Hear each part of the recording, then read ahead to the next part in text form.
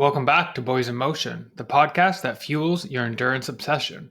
Today, we're going to break down everything from around the Bay 2025, the highs, the lows, and everything in between. Whether you raced, spectated, and I feel for the spectators for this year's event, or were just there for the chaos, we've got some stories for you today.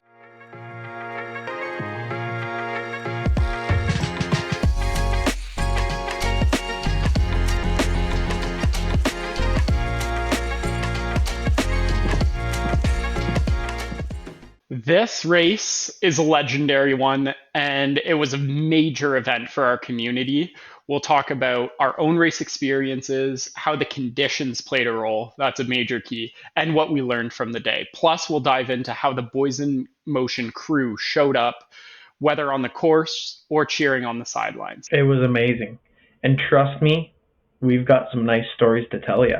I'll just say this, there's nothing like pushing through those final few Ks and the legs are just screaming. You're just like spaghetti out there and you go lizard mode. Let's get into it. Yeah, for sure. And those hills in the last third, well, they bit, and it was spaghetti mode at the end for, I think, anybody running that. And I do want to welcome any new listeners. I know this episode is going to have a ton of people who either ran the race or know about the race. And it was a special year for Around the Bay. But before we dig into the core of this episode, we want to give a few kind of BIM news flash items here. The first is the BIM ride.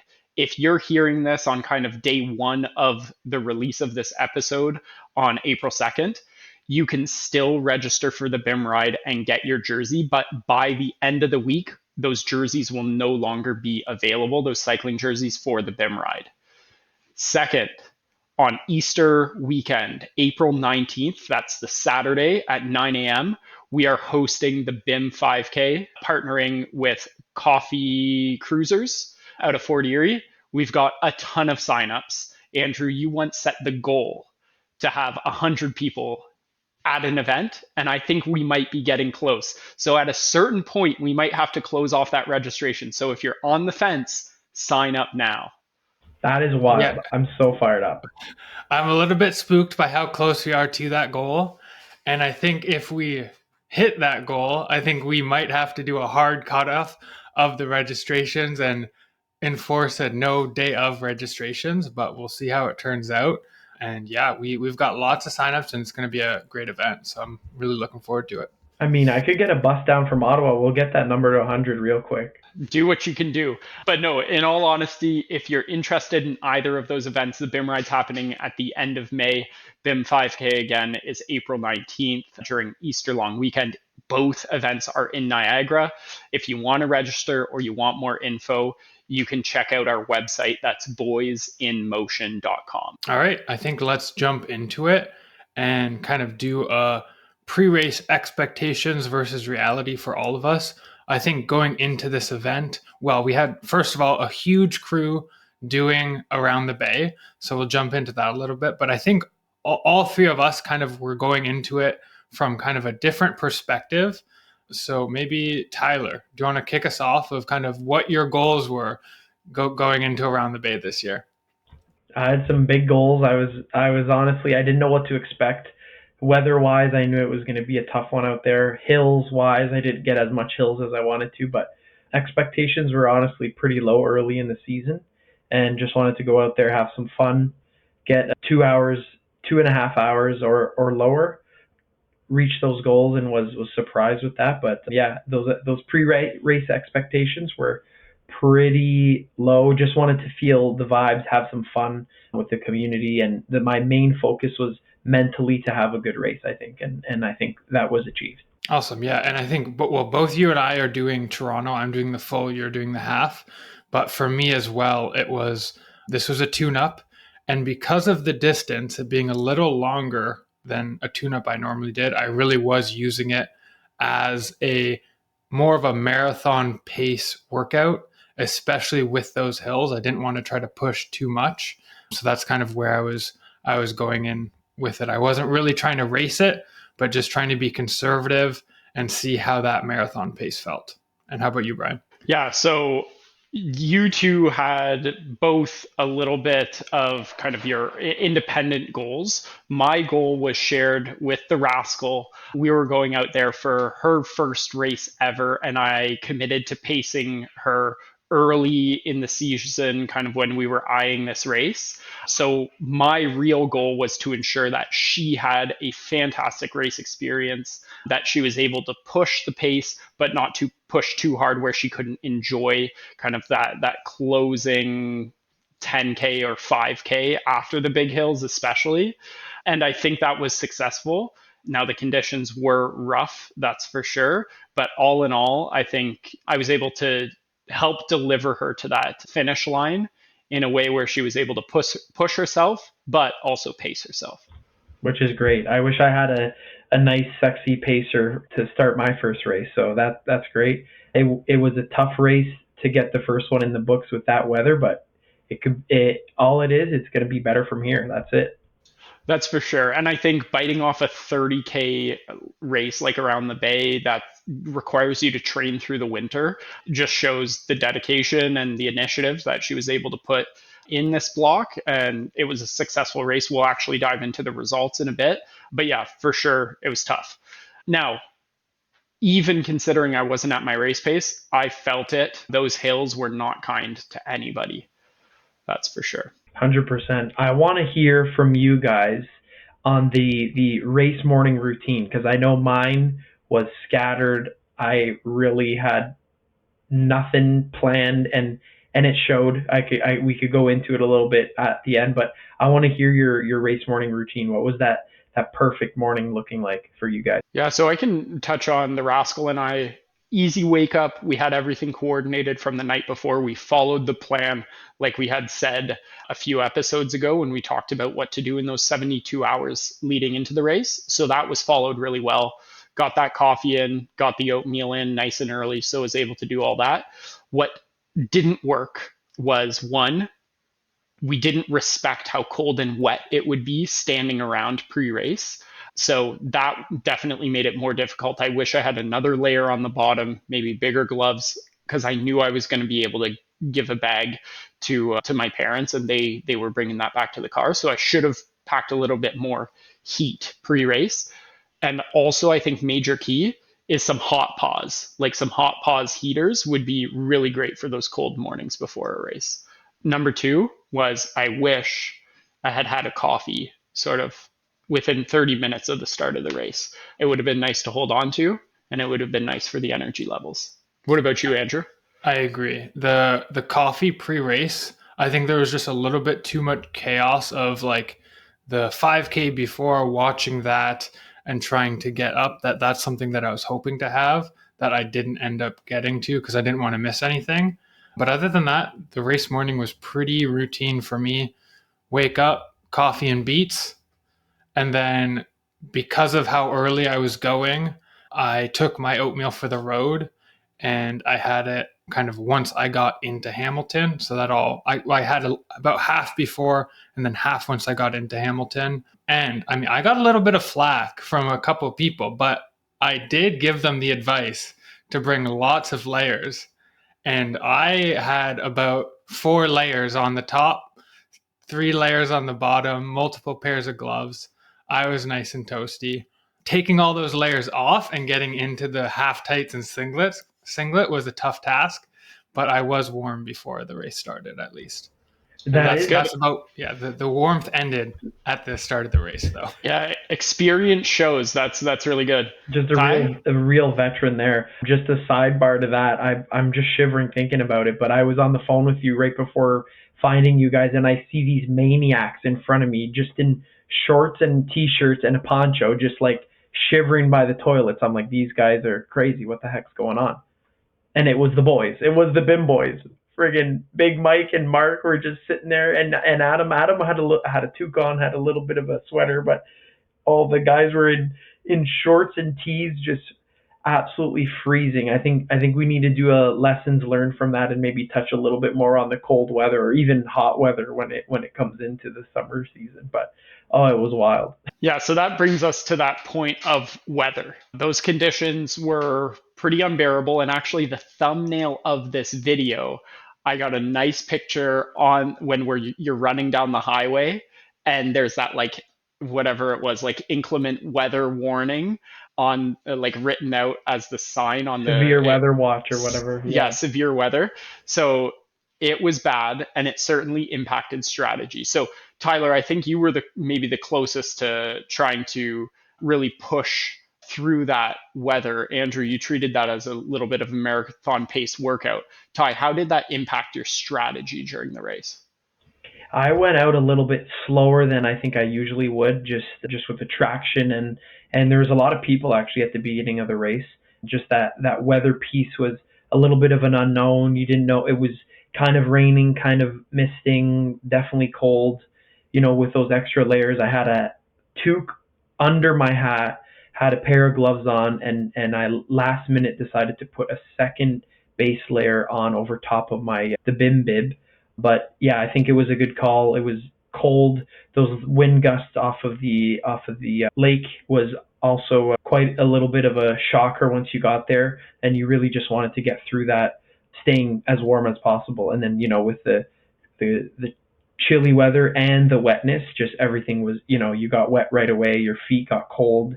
Took me about seven k ish to get the feet to actually warm up, and I could feel my toes again. So that was a tough start, that's for sure. Yeah, that's fair. Now, Andrew, you mentioned being nice and cozy pre-race, but it looked like it was 20 degrees and sunny based on what you were wearing during the race.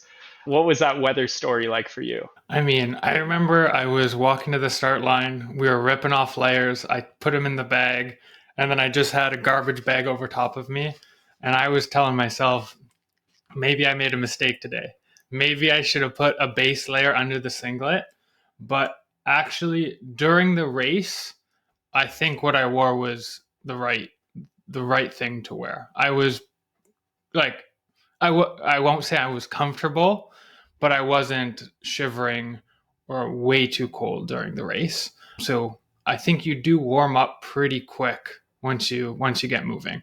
During that start at the start line before we got started, I was definitely cold though. Yeah, no, that's very fair. And so myself, I wasn't quite pushing it as much as the two of you were, so I had to have a little bit more of an effort to layer up, and I decided tights and a wool long sleeve beneath the BIM singlet, and that's all I did. And I was pretty cozy the entire race. I'm glad that I wore gloves. I think that was a necessity, and also covering the ears was really helpful for me as well. The one thing that did impact my strategy was sort of always positioning the rascal and I in the road somewhere that was flat and elevated. So, one, we're dodging water and potholes, and we're also running on a flat surface. I think that's something that's important to keep in mind when you're in a race and always wanting to take that choice racing line. You also need to be mindful about comfort and keeping your feet as dry as possible. That is a very good point. I think just with the race course being kind of like, is that on a highway technically? There was a lot of like, obviously when you're driving straight, but when you're running, you could tell the roads kind of shift, tilting to the right or the left, and there's kind of that high spot, and you could see where the puddles are collecting water. So you kind of got to try to gauge where you're going to pick that line, and that's a good call. I think I was kind of doing that when I could recognize where those potholes were and the elevation in the road. But yeah, it's definitely something to look out for. And I know you always talk about picking that perfect line that could be on the same race course running 200-300 meters more than you, and you got that exact nice perfect line. Yeah, I'm a fan of the racing line in any race, that's for sure. Okay, so let's dive into exactly like how you paced it, what your struggles were, and what that key result was. What was your final time, and how did that feel? Final time for the day was a 1:56:46. So did manage to squeak under 2 with some room to spare, and it was basically bang on what I was kind of estimating for marathon pace, like considering the hills, because I kind of had to take that into account for this race because there was over 200 meters of elevation, which is not the case for the marathon that I'll be running. So as far as pacing and all that goes, it went well. And I managed to squeak in with a negative split by over a minute. So I ran the first half in 58:57 and the second half in 57:49. So the hills actually treated me quite well in the hammer. So pretty happy with that result. Yeah, that's great, and I think it's a testament to the fitness that you're in. And the most surprising thing is that's on tired legs because you did not taper into this event. This is true. I did not taper into this event. But Tyler, how did your taper for this event treat you on the day of? Tell us about your result.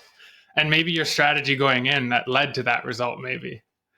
I'm telling you, less is more here, and maybe it was just the mindset I was in and the nonchalantness of the whole prep and the taper. But I had 0 miles that week going into the race. Let me tell you, the legs were fresh, a little bit too fresh, and yeah, the taper went great. I did lack a little bit on the carb load beforehand and was playing a little bit of carb catch up the night before. Stopped at the grocery store to get some extra carbs in me before the race, but and hydration as well. But I guess the race went pretty well. I paced it pretty evenly, and that's kind of what I wanted to do is was get out there, have my 5K splits coming in at just under 25 minutes, and we were keeping a good 30 seconds in the bank per 5K. Went out with John. Big shout out to John. Had also a great race. Had two P breaks though. That was a big curveball in my race. It was one wasn't enough. I had to do another one near the 20K mark. So that was kind of another, I'd say about 30 seconds lost per break there. But we did come back and I don't have my half and half split, but I could tell by the chart it did somewhat negative split as well, other than those big hilly kilometers and the P breaks, of course. But overall, very happy with that race. Was kind of chasing down John for the last 10K. So actually, I think that really helped me kind of see ahead. I was, he was always ahead of me, and I was always just trying to chase that and not lose sight of him, basically. So I think that really helped. Hunting someone down, whether you know them or not, I think is a great way to stay on pace and increase that pace while the race continues. So. And how about you, Brian? What was the Rascals' goal going in, and how did it turn out? And how were kind of you able to help support that push? Were there any like hard or memorable moments during the race? Yeah, so it was a race with a lot of highlights. I think overall there were a few goals that were set. One was do not walk. Another was be around that 6:30 or be like really it was like be sub 6:30 in terms of pacing. 6:30 would have put us at 3 hours and 30 minutes. Now, our chip time ended up being 3 hours, 7 minutes, and 18 seconds. So, absolutely blew it out of the water. It just proved that training block, and when you stick to that training block, can really help you succeed. We were looking back at some previous workouts in the fall of 2024, so not even 6 months ago. She had a 6K at over 7 minutes per kilometer that was a huge struggle. And we actually needed to take a break halfway through that. Today, or the few days ago, she successfully ran almost 45 seconds faster per kilometer for 30 kilometers. So immense progress was made there. And I think that just highlights the dedication she put into that training block. And I'm so proud of that. Yeah, that's From a huge. pacing, yeah, it's absolutely huge, commendable, and I think also very motivating for her as well. I think there is consistency is key. I know we were joking around with, hey, you were always on top of it, but she wanted to get out there and the consistency. Frig, most months she was running more than me. I gotta take the hat off to that. It was really good. Yeah, tip of my cap as well. She put in the hard work, and that it's her achievement for sure. From a pacing perspective, it was nearly flat, including the hills. I think our second half was maybe 1 minute longer than our first half, something like that. So very even despite the hills.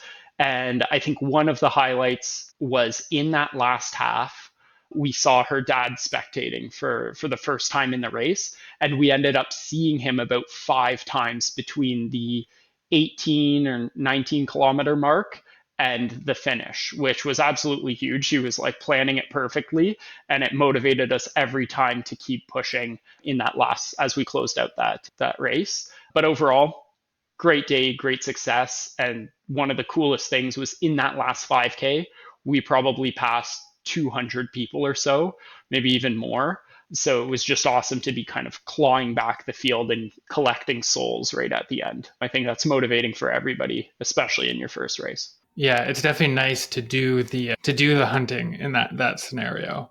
That's with the way that the race was, how the 15K and 10K started at the same time, but started in the hilly sections.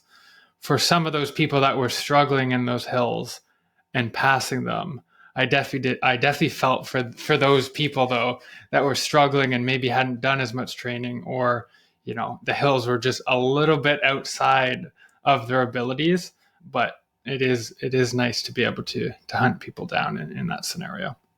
Now, did you find that clogged up the race course a little bit for you, because you were actually you when the people you were racing against in that closing out 5K were 15K runners generally, not actually the 30K runners. So Oh, how did were that affect they? your race? Oh, Oh, interesting. I like from probably, is that the hot dog stand, is it Easterbrook? From Yeah, right by a bit yeah. before that, maybe 2-3 kilometers before that, I started running into a lot of 15K runners. And coming down York, or up Spring Valley, or the big There's hill, planes there. Yeah, yeah. Oh, um okay. coming up and then down onto York, that's when I started to get like lots of 15K runners. So that was when I was really starting to roll through that pack, and then kind of finding the occasional 30K runner still at that point. But yeah, there was quite a few 15K. But the pack was thin enough in the 30K race that to me it was probably no more people than were back of 30K runners. Okay, that's good. Yeah, I wasn't sure if that would clog you up, and especially because with the 15K runners that are closing out their race at the same time you're closing out yours, like the delta in speed, they could be running half as fast as you at that point, right? So they're sitting like pylons. Yeah, there definitely were some people that did did seem like they were pylons compared to me rolling through. There was even so that I think that was a big thing for me, is my starting position was not good, and the whole race it felt like I was chasing pylons. Basically, I would run, and then I would find a pack that I thought was where I should be. I would sit there for 5 seconds, look at my watch, and be like, nope, this is not where I should be, and then roll through them. And I Go to the did that next the entire pylon. race. I never stopped. Just pack too slow, keep going. So I never ended up finding the pack that I was supposed to be with, just based on where I started. I even on that last on Stewart, the hill up Stewart, there was these two blacktail runners, and I ran up to them, and I guess they saw me chasing them down, and they were 30K runners, and they both looked back and go, oh, he's way faster than us, and then they both just jumped out of the way and just let me roll through. And I was like, oh no, like it's fine.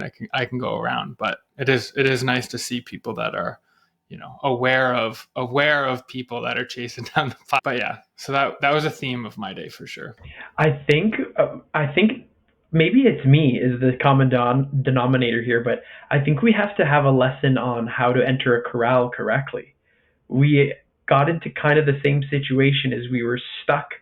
I know I was stuck near a gate again. I was kind of near some people running the same speed, but I know for sure you were probably stuck in the middle of somewhere, like you were saying, clawing back all day long. But if we could get to a corral that makes sense, maybe that will help. Yeah, I think it's about timing that last washroom break properly, giving yourself enough time there so that you still make it to the corral, especially for you guys who are closer to the elites, to be close up so that you're not starting on the back foot. Because, yeah, chip time is great. It's what you're really measuring when you look at your race pace.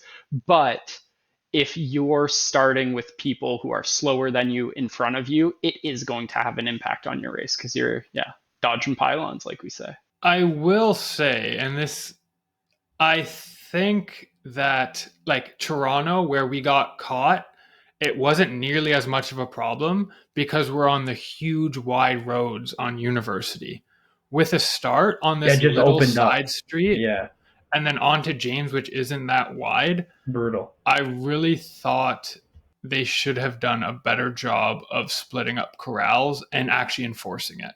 Because there was people that were right at the front that just had no business being there. And I think if you're a large race, I think that's a consideration you should take a little bit more.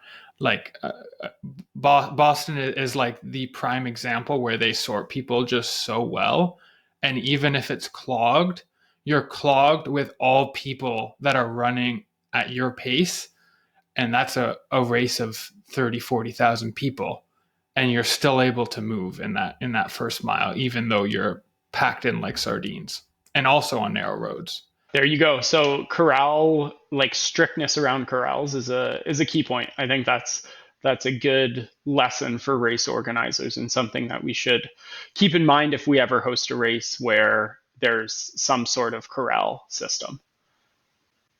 Yeah, show us your PR on Strava, and based on that, we're sending you to the back if you're not quick enough, or right to the front if you're a speedster. Or you could be a sandbagger like some of us that we know, and you could be put somewhere random and just boop, boop, boop, boop, go past all the pylons. Well, you mentioned it. I think we should maybe jump into that a little bit of the sandbagger, because I think there's a little bit to chat about there. I looked the whole race, and I thought for sure he was going to be behind me, and no, the friggin' scammer was 2 miles in front of me. Okay, so let's say it out loud. Let's give some what we'll call like standout performances to the community, those that really crushed it. So Tyler, who are you talking about? I'm talking about the Mark, the Watt monster, in running and in cycling. He did an amazing race. He had an amazing turnout. Yeah, so I started with Mark in the corral. So we were together and kind of chatting. He was wanting he was kind of joking about sticking with Tyler, but thought that was unrealistic.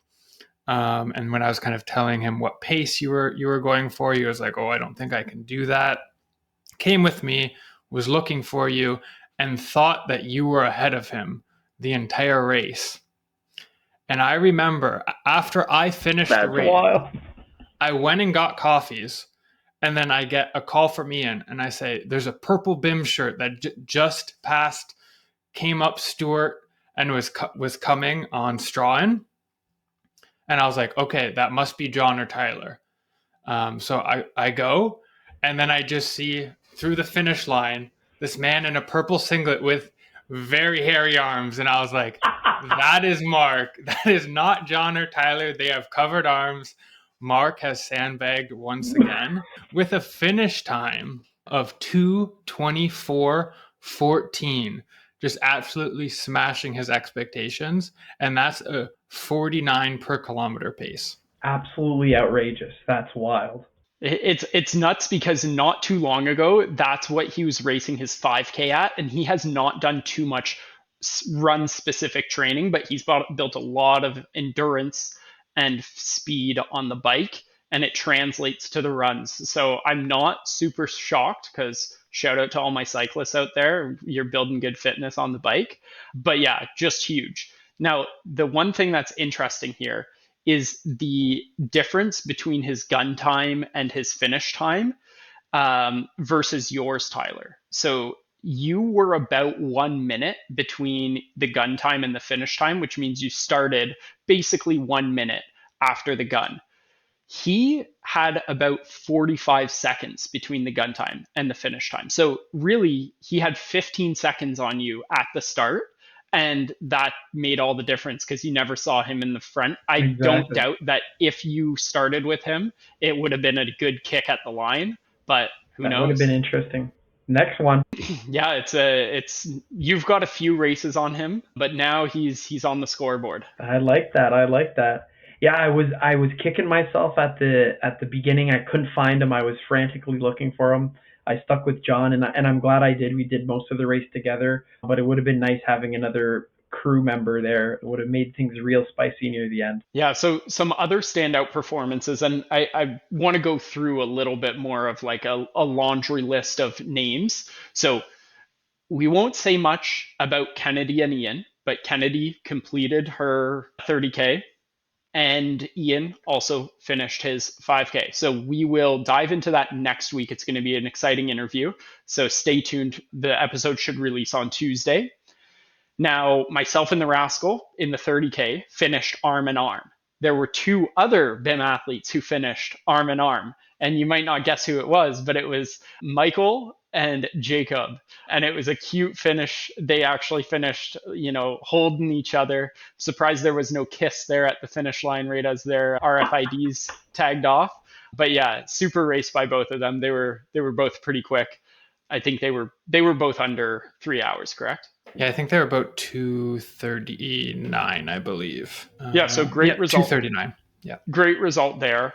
Now, with those kind of same pack of times, there was also Jansen Batista, my roommate from college. He showed up just at the last minute, took his bib, tagged it on, and he ended up running a sub-3 time as well. So super huge there. John, as you mentioned, Ty, finished really close to you. Now, Albert, where did Albert finish, Andrew? Albert also had a good day. He was saying that the hills were slapped him, and he didn't quite do enough hill training, but he finished under that 3 hour mark with 2:51. So actually enough under that 3 hour mark. But it's actually kind of crazy. He must have been quite a bit behind because there's about 6 minutes in difference between his gun and his chip time. And I remember at the finish line, I was trying to see him because I didn't know kind of where he was at on the day. And I was too cold to check my phone with the tracker. So I completely missed him at the finish line, unfortunately. But seems like he had a great day. Yeah, I wish I would have seen him as well, but it's cool to have like his upload to Strava blew me away. So really happy to see that result. Now, the Rascal and I had some tag-alongs at the start of the race. So Pete, my dad, ran the first maybe 15K or so with the Rascal and I. And Adam was also on our heels for the start of the race as well. Both of them finished with respectable times. Pete, at his age, to be able to be still crushing 30Ks without too much of a training block behind him, super impressive. And Adam, I think, had a little bit of gut problems similar to you, Tyler. He ended up in the porta potty once or twice, which slowed him down, but he still finished his first race in a decent time. And then I also heard that Margaret, that's Kennedy's friend from out west who flew in for the race, she, in those first few kilometers, actually could see the Rascal and I up in the distance, and she was trying to keep with us as well. But the pace was a little high, but she ended up finishing with a great time as well. And then also an honorable mention to Ziggy and Mustafa, who ran the race together, similar to the Rascal and I. They were a few minutes back, but we got to congratulate them at the finish line, which was pretty awesome as well. Yeah, that's a lot of fun. A lot of names there, a lot of BIM athletes, and a great turnout. Another couple honorable mentions to some 15Kers, a speedy 15K from McDuff. I was pretty impressed with that distance and that time for him. We might have pulled his leg for another race here. We might go toe-to-toe in Toronto, so we'll see about that. That was a pretty freaky run by him. Yeah, I think that guy needs a good structured training block, and we'll see him blasting past you and I, Ty, real soon. I don't think I'm going to give him one because, yeah, that'd be too dangerous. Honestly, I'm spooked he might be blasting by me. Looking at his speed. Holy, yeah, that was fast. And I had Quentin, too, do the 15K, just trucking along. He had a good turnout, too, for that race, just staying super consistent, and he's coming out to the 5K, so that'll be super fun. Yeah, some good turnout to the 5K that people like kind of jumped in after their success in the 15K. Some other mentions, Bryn Hall, he ran the 15K, awesome time as well. And Carly Gatta. Everybody finished with great times, and I think a great experience as well. Being able to debrief with everybody was one of the highlights of my day. That So was I thought fun. that was awesome. Yeah. Exactly. I always love that. Just the debrief after a couple hours, hang out and have some fun, chat a lot, and have a great time. Yeah, definitely. So one thing that's always fun at these races is the spectators. So what were some of your top spectator moments? Ty, why don't you kick us off? Spectator moments, I did like it. It was, I guess you could say, a little bit on the quiet end, but a lot more turnout than I thought because of the weather. But I guess my last race was Toronto, so I was pretty happy with that turnout there. But this was fun. There was a lot more than I thought, I guess, with the weather. But a crazy spectator near the end that just caught my eye was these random two people. I don't know if you guys saw them, two near, say, maybe the 25K mark, just standing in the middle of the road, and they were like, I don't know, wearing like dark, like all dark. They looked like Darth Vader without the Yeah, mask. the Reapers. Like the Grim Yeah, Reaper. Yeah. the Grim Reapers. Yeah, and they were just standing there, and he's like, run faster," just like chirping us, and I kind of liked it.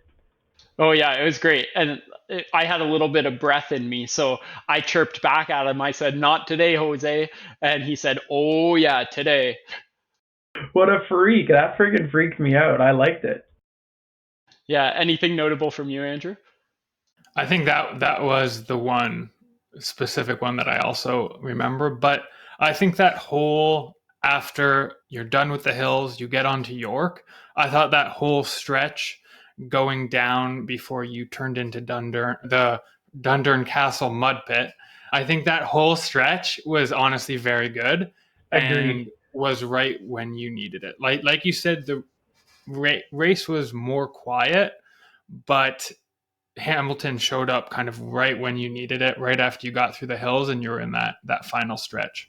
Yeah, I got the zoomies there, and then I got spooked with the mud pit. I was like, I can't. I'm running 450s here. I can't imagine what Andrew is doing. He friggin' slip and slide out there. That was He's so crazy. fast. He's just slipping right over it. He didn't even notice. Cadence zero at that point, just slipped right through. Now, Brian, I did do some inspection of a bunch of BIM athletes' photos, and I did see this green can in your hand in a couple of them. And just tell us about that and where you acquired this nice green can.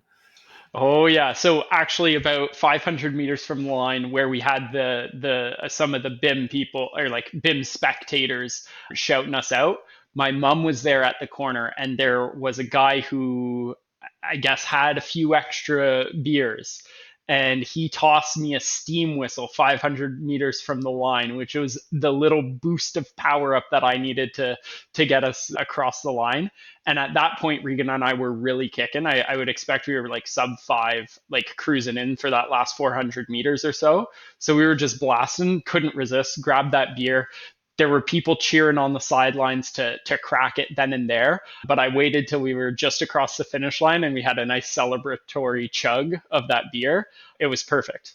But That's surprise, awesome.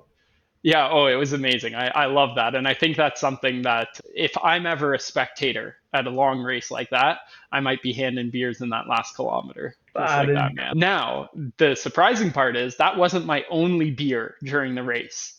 I'm not sure if you guys realized, Andrew, maybe certainly not because you were going so fast, but there was a crew out maybe around the 22nd in the kilometer, I neighborhood in want to there, say. eh? The Yeah, neighborhood, Yeah, the in the college neighborhood. students. Yeah. yeah, I saw Exactly. that. Yeah. Yeah, it was like a frat house basically that was out on the street, and they had a bunch of red solo cups, and they were just filled like with a beer pong's worth of beer. But it was awesome. So I grabbed one of those as well. My eyes just lit up, and I the was rascal was debating it. like, "Go get one." Heck yeah. I wish she did too. She would have got the extra boost as well. I was debating it, but I was chasing down John at that point. I was like, no, can't do it. Gonna go to the bathroom again. Yeah, true. No, but there was a few people that partook with me, which was really, really cool. I think those are the kind of things that make the race special. Another great time was like being able to cheer on Ian in the 5K and then seeing him with about a kilometer left was very hype. With I the kick love of kind of, dreams too. That kick yeah, over that hill. Oh, jeez. Exactly. Any time that you see somebody on the race course while you're running and they're spectating just gives you such a boost of motivation. So for all the people out there supporting BIM athletes and anybody else, thank you for being there. It does make a difference. 100%. It's amazing. Yeah, having so many people there was pretty awesome. Generally, I've went to races with a small crew, normally lots of friends and family cheering, which is great, but it is kind of fun to be on that other side too, being able to cheer people on that I know in the race, and then just kind of waiting at that finish line despite it being very cold and shivering on that finish line for quite a while just to wait for all the BIM athletes to cross. It was fun to kind of see everyone, you know, walking. And one super memorable moment was the Pete sidestep. Was quite the moment as Pete was going to get his after race kit. Sometimes the legs just stop working, and that almost happened. Yeah, he was teetering on the edge, He was kind of going back wobbling. and forth, wobbling, trying to get up those stairs. Oh, jeez. Yeah, I don't know. I think that this is the biggest turnout for spectators and athletes. I could imagine, Andrew, you're waiting a good two hours and a bit out there after your race is done, but much worth it. It was a lot of people out there, a lot of spectators, and a lot of athletes. I just love seeing people rolling in and all with the same uniform, which is also awesome. Yeah, it definitely is nice to see people wearing the BIM singlet because one, you catch them right away in the crowd when they're in that, and two, they're repping that BIM logo and it looks nice and speedy. Now, we did go after the race. We collected our medals, made sure we saw everybody cross, and then we went to Fairweather Brewing. And I thought that was the perfect kind of recap to the day. We all got to sit, enjoy some drinks, enjoy some banh mi sandwiches that Mark was nice enough to provide to the crew. And yeah, very, very nice overall just to sit back, relax, and have some chat time. Yeah, was the perfect venue. Beers were great, bombies were wonderful, and it was kind of like a nice chill atmosphere with just the picnic tables, so that it was easy to kind of like bounce around and chat with different people. All the friendly competition that was going around, and you could kind of hear about it and hear about everyone's day, which is always nice, especially yeah when everyone's kind of doing their own race. It is nice to chat afterwards in person and kind of have that time to hear about how everyone's day went. Storytelling, as you could probably imagine, is my favorite thing to do. So just a couple hours having some drinks, having some food with a lot of good friends is just the best thing you could do, especially after a race. Totally agree. Tyler, that was your first time ever having banh mi. I know Andrew and we've 100%. got an opinion on it. What did you think about the sandwich? Oh, it's freaking nice. I want to have one right now. I love it. Oh, that's good. I'm storing one in my fridge right now for you when you come back to Niagara pre-BIM 5K, Perfect. Hit me up with that. I am a big sandwich man. I love me any type of sandwich, sub, anything between two pieces of bread, give it to me. especially a glizzy. I love it. So, Andrew, you mentioned that you had some potentially controversial, but certainly hot take opinions, and I don't know what they're related to, but do you have anything on the docket for us? So I did share one earlier, but I do have a backup one. And that backup one is that friendly competition is the spice of life. I think we chatted earlier about how many standout performances we had at around the bay from all the BIM athletes. And I think most of that was fueled by friendly competition. And one that I want to highlight is between Tyler and McDuff. And this, I've been gassing McDuff up since he signed up for this race, giving him all the kudos, all the comments. And I told him he was running the 15K, but had never done a race. And Tyler, an experienced Ironman, was doing the 30K. And I told McDuff, if your 15K is faster than Tyler's fastest 15K, I will get you a post race beer. And oh boy, did he exceed my expectations. He And I blew it think out of the water. that competition just put it over the edge. So, regardless where you're at, your speed doesn't matter. Find some friendly competition, and I'm sure you'll go faster than you expected. Big agree. And I think that is the light at the end of the tunnel rolling into the 5K for me, is now I have some competition to beat here for this 20-minute mark. Friendly competition, 10 out of 10 would recommend. So, do you think, Tyler, so like I know you and I will be competing for that 20-minute finish, but do you think McDuff will be able to stick it with the big boys at that 20-minute pace? I don't know. I think so, because I think maybe the new race mentality is a good thing for him, as he's not going to be looking at it. He doesn't have a friggin' watch, so he can't look at a watch if he doesn't know what he's pacing. He's just going to stick on it, and his runs are always fast. Is not going to overthink about heart rate. Will just go for it, and he knows the 5K is going to be just quick and dirty. It's going to hurt. He's used to it, and I don't know. It's going to be quite the show, I think. Well, this is setting us up well for some good competition, and who knows, maybe there will be an espresso or two on the line come race day. 100%. I can't wait. Yeah, there was definitely some words that were, some things that were exchanged at Fairweather. Is there any challenges or any competition that you want to make public here, Tyler, and just set the record straight? Well, I think we're going for the 20K here, and we're going to see we're going to go toe to toe, see who gets it, who gets the free coffee at the end of the day.